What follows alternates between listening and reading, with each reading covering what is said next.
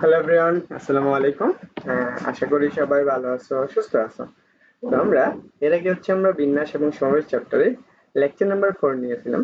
And আজকে আমরা lecture number 5 আলোচনা করব। লেকচার 5। দেখো, আমরা প্রত্যেকটা ক্লাসে আমি বলছিলাম যে তোমাদের জন্য খুব ছোট্ট ছোট্ট টপিক পড়াবো এবং অল্প অল্প টপিক খুব সুন্দর করে তোমার বেসিক সহকারে ক্লিয়ার করে দেবো। আজকের ক্লাস হচ্ছে আমাদের লেকচার নাম্বার 5।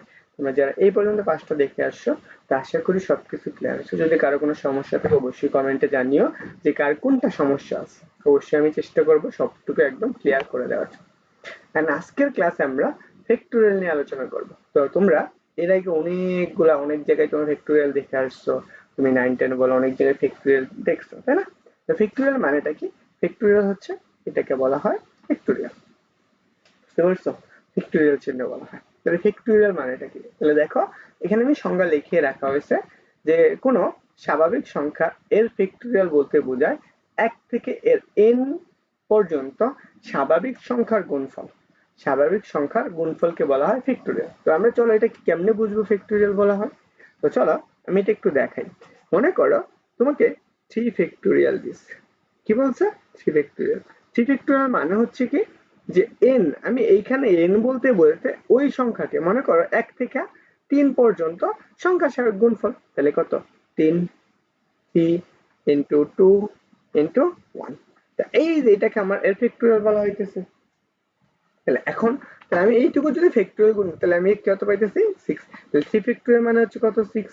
আবার যদি তুমি চিন্তা করো 2 ফ্যাক্টোরিয়াল, 2 ফ্যাক্টোরিয়াল মানে কি? ওইটা মানে এখন n হিসেবে কাজ করতেছে। তাহলে এখন 1 থেকে 2 পর্যন্ত এর সবগুলো সংখ্যার গুণফল। তাহলে আমরা কি করব? 2 into 1। তাহলে গুণ করলে আমি কত পাবো?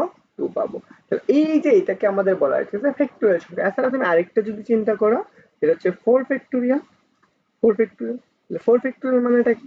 4 ফ্যাক্টোরিয়াল মানে হচ্ছে 4 into 3 into 2 into 1। গুণ করলে আমরা কত পাইতেছি? তাহলে আমরা পাবো কি হচ্ছে 24। এই কয়টা জিনিস আমরা তো মুখস্থ রাখা লাগে। তো মনে রাখবা 4 ফ্যাক্টোরিয়াল মানে 24। এটা কেমনে আসছে আশা করি বুঝছো। তাহলে এটা হচ্ছে আমার একটা স্বাভাবিক সংখ্যার যে যেই ফ্যাক্টোরিয়ালটা বের করবা তার গুণফল। তাহলে এখন যদি আমাকে বলা হয় তাহলে n ফ্যাক্টোরিয়াল মানেটা কত? n factorial. আমরা কি পড়ছি? n ফ্যাক্টোরিয়াল মানে হচ্ছে এই সংখ্যাটাকে একদম স্বাভাবিকভাবে n পর্যন্ত গুণ করা, তাই না? তাহলে চলো আমি একটু দেখি। n ফ্যাক্টোরিয়াল লিখি n ইনটু, তাহলে আমি কি এর থেকে দেখো n যদি হয় তারপরে কি আমার এর থেকে একটা কম না? তাহলে n মাইনাস এর কত? 1। তাহলে আমি এই পর্যন্ত হইলো। তাহলে এছাড়া কি আমি আরো পাবো না? তাহলে আমার n ফ্যাক্টোরিয়াল মানে তো এত। তাহলে এত পর্যন্ত গেছে। তাহলে আমি এটা যদি আরো একটু চিন্তা করি তাহলে আমি কত পাবো? n ইনটু n মাইনাস এর 1 n মাইনাস এর 2। তাহলে আমার এটা কতক্ষণ পর্যন্ত যাবে? যতক্ষণ পর্যন্ত না কি হয় 1 হয়। তাহলে আমি এটাকে যদি এভাবে সুন্দর করে একটু সাজিয়ে লিখি যে n into n minus 1 n minus এর 2 তাহলে n মাইনাস এর 3 dot dot dot dot dot dot dot. তাহলে আমি কত পর্যন্ত? স্বাভাবিক সংখ্যা লাস্ট কত পর্যন্ত আসে? 1 পর্যন্ত। তাহলে আমি 3 ইনটু 2 ইনটু 1। এটাকে আমাদের বলা হয় n ফ্যাক্টোরিয়াল। তাহলে আমি আশা করি বুঝতে পারছো। তো তোমাদেরকে আমি এখন একটা হোমওয়ার্ক দেব। ওকে? তো তোমরা একটু কষ্ট করে তোমরা এটার আনসার গুলো বের করবা 1 থেকে 7 পর্যন্ত প্রত্যেকটা সংখ্যার ফ্যাক্টোরিয়াল কত। 1 থেকে 7 পর্যন্ত প্রতিটা সংখ্যার ফ্যাক্টোরিয়ালের মান কত। তো তোমরা আশা করি এই জিনিসটা বুঝছো।